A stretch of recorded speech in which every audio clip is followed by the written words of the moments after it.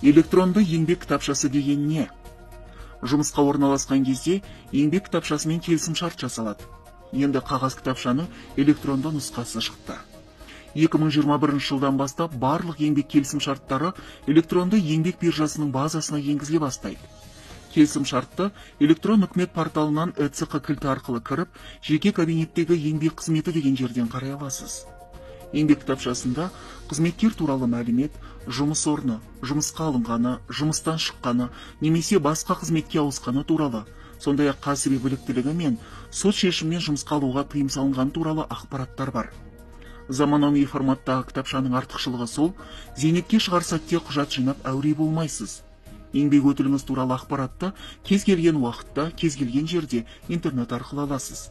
Және жоғалтып алу қаупі де жоқ. Мұның бір ғана кемшілігі бар: электронды түріне енгізілмеген ақпараттың бәрі кітапшада қалады.